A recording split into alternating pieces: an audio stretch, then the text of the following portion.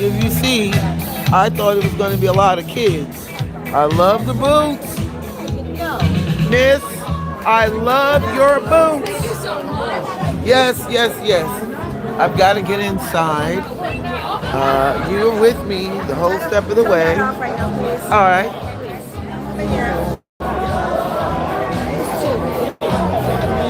Hi. So your folks are seated in the balcony. If you'd like Okay. to order drinks and food first, and No, then so we didn't know. and then your balcony food's going to be up the stairs there, and you're ready to seat yourself. You can Okay. sit here. All right. Thank you.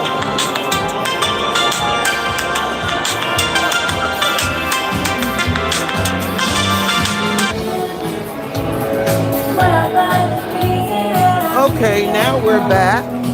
We're walking up the stairs. Uh, this is very uniquely different. I think this is a small venue. It says we can sit wherever we want. Open seating, but there Okay. is no service. So if you want to get food, you grab your food, you come on back. Okay. Where's the stage? The stage is right here. Okay. And we're allowed to sit wherever we want. We're told there's no bad seat. So we figure the best seats is right here. Very interesting venue. This seems like a Son of Legions venue. A Son of Legions. If you're planning on coming back to Los Angeles, this is a nice spot. It looks like a big top tent. That's what it looks like. Like this would be for a circus. And there's the stage. And I guess the people are going to be coming out right about there. So this is a good seat. Just said our tickets, which are complimentary. All these plays that you see me bringing you to are all complimentary. So anyway, we'll be back when it starts. And here's Deborah Harry. Ooh, ooh, ah.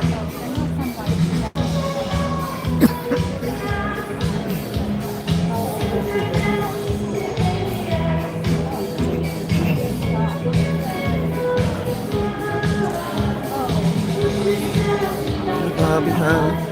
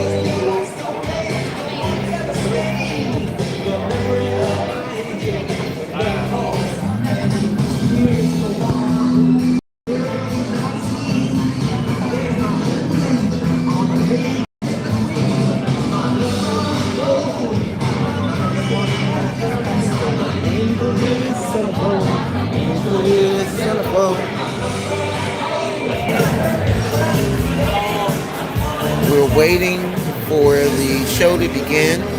As you see, a lot more people are here. A lot more people are here. I'm just excited. What is this about? It's, from what I read, it's kind of like some kind of period show going back to the 70s. And because I noticed a lot of people are wearing 70-ish, or disco-ish type of clothing. One lady had on this really, I think in the first part of my video, her boots. I love those boots. I'd never be able to wear them. But nevertheless, they were funky. With some hot pants. That's the way I would have done it. Denim hot pants with those boots and a vest. Yeah. So we're going to be waiting for a minute. So I'm going to put you on pause and I'll be back. I guess I won't. Let's see. I don't know how to pause this yet. I'm working.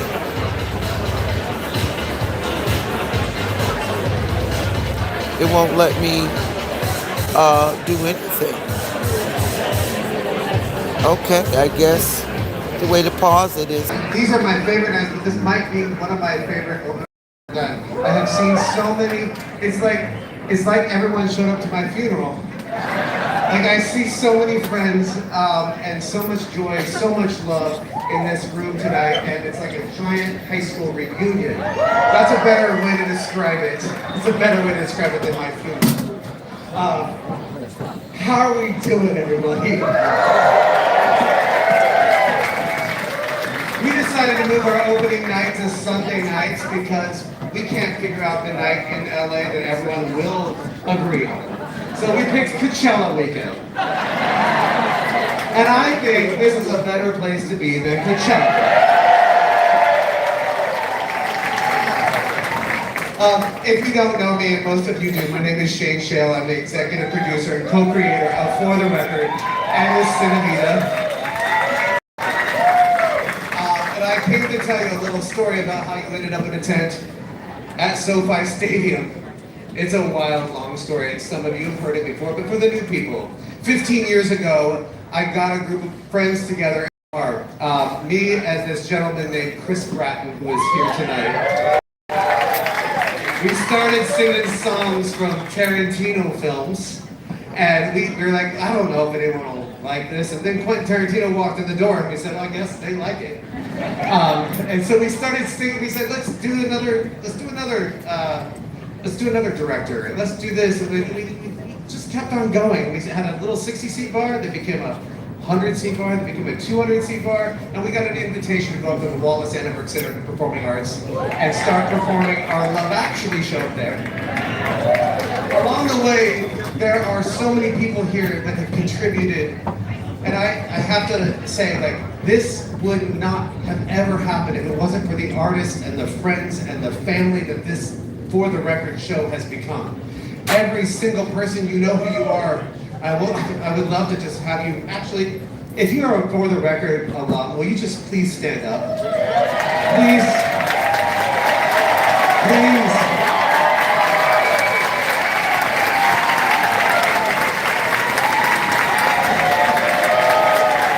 This is my family. This is the family, and they helped build this today. Thank you. So, the crazy story about the tent. During the pandemic, I had a lot of time to type and email and Google more than anything. And I said, most beautiful mobile venue in the world. And a Spiegel tent popped up, and I go, how could I get one of those? Naively. There are 42 left of them in the world. And I blind emailed a family in Belgium, and they said, well, you should talk to our friend Peter Gosens over in Santa Clarita. I go, well, that's convenient. He has a Spiegel tent? And what's become of that is a lifelong friendship with a gentleman that owns West Coast Spiegel tents. His name is Peter Gosens, and he is responsible for helping me build this tent here.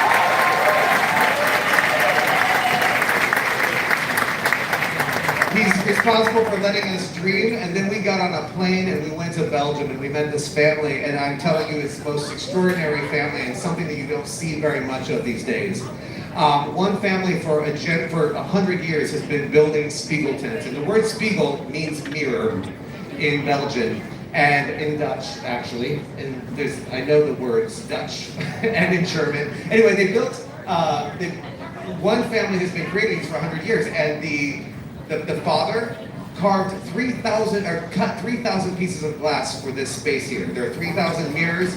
Every single stained glass he cut himself. The son carved every piece of wood that you see. And the matriarch of the family, her name is Lillian, she sewed 2,000 meters of fabric on a single sewing machine. And every cousin, every friend, they come and they make these tents to take around the world. And they said, we will build you a tent as long as it's the most beautiful, the largest, and the crown jewel of our family. And what you are sitting tonight is the largest Spiegel tent in the world, and it is yours, Los Angeles. This thing only works because you guys come out and you support live entertainment in Los Angeles. Please give yourselves a round of applause. The world needs live entertainment, and we have to keep telling people about it. We are isolated so often. We get in our little bubbles, and we need to go see people. And this is what tonight is about. If you like what you see tonight, please go tell your friends, tell your neighbors. I like my neighbors, but like if you don't like your neighbors, tell them to come down. Anyway, I really appreciate you being here, and I really can't wait to hug all of you and celebrate live entertainment. And for the record, and thank you. I want to tell you a little bit about the cast tonight. Some of the cast members have been performing since that fateful day 15 years ago. So give them all the love in the world. But there's some new people on the stage. We've added a dance troupe. There's some new musicians. It's a family that ever grows, and they're all Angelinos. This is Los Angeles artists. And I have to talk about there's an army of ushers, there's a service staff. They are coming down here and making this happen every night. DLS is our food service provider, and Bill Zolden has been a champion of this thing for many, many months now and helping us survive here. And then there's our management team, and Kristen Boulay. She has to make this whole Matrix thing work. I've been in the marketing and publicity. Tom Best and Edward Allen. We have Edward Allen Benson. Tom Best and LA Explained. They have been so good to help us make this thing and make everyone understand in Los Angeles. And then the creative team. This thing would not exist without a team that is stuck by me and stuck by Anderson and everyone. This group of people worked very quickly. We decided to greenlight this show about 5 weeks ago. So what you see tonight is 5 weeks and a lot of experience, many, many years of working together to make this night happen. Mike Berger, lighting design. Eric Baum, lighting design. Javier, who is brand new to the For the Record family, he's our sound designer tonight. I'm going through this, I'm going to miss someone, so I apologize if I do. Oscar, where are you? Oscar is right there. He is the scenic props designer and has been a true gem to this family. He made this whole world come to life. And then my husband, Steve Mazurek.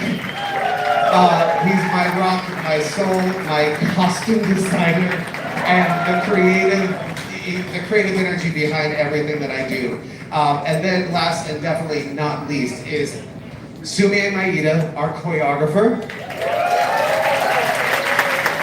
And Anderson Davis, the director and my co-founder of this entire thing. So please, tonight, I promise I won't give these speeches every night, but tell your friends, come see us. Thank you for being here. Have a wonderful night and enjoy TV.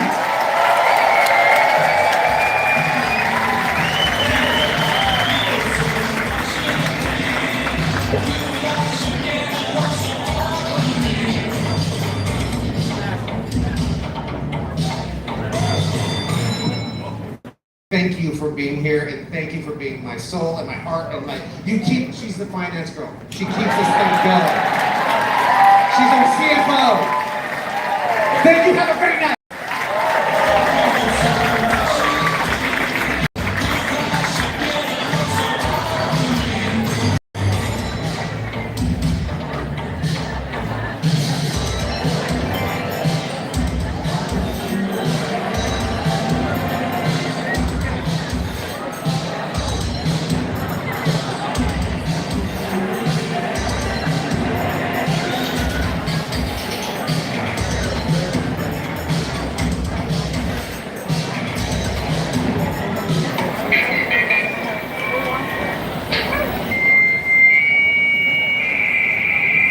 I learned by watching you. Mr. Gorbachev, tear down this wall. Bueller. I my MTV.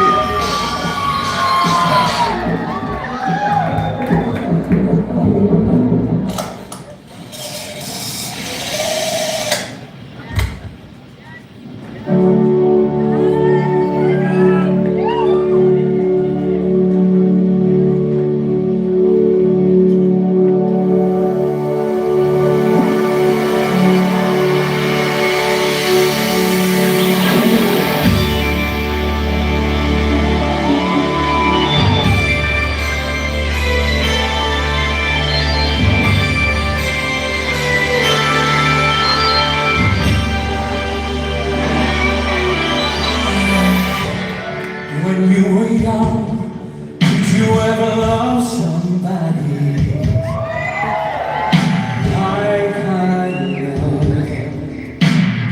love you now? So now that you're older, I see you all mine. Letting go of my hand and crown. Don't wanna hold tight. And then we kiss goodnight. There's a million hearts beating in my room. I wish they would go away. I'll say it again. There's a million hearts that break too soon. Every time you go away. When you were young, did you ever fall down? Raise your head and run to someone. Now that you're older, I've been falling down. I wanna run to someone, but there's nobody around. But I can hear the sound. There's a million hearts beating in my room. Every time you go away, every time you go away, so afraid. Think about the things that they say to you. Every time you go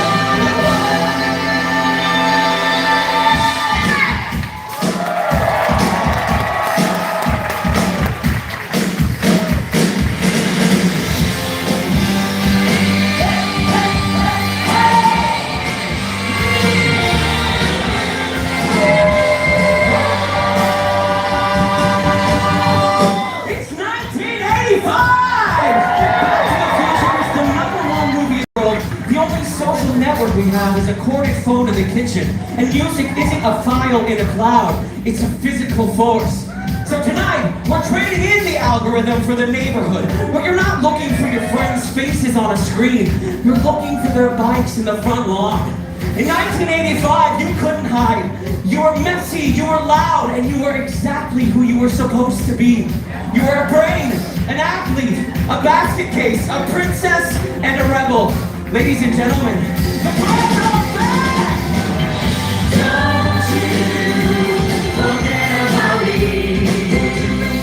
Don't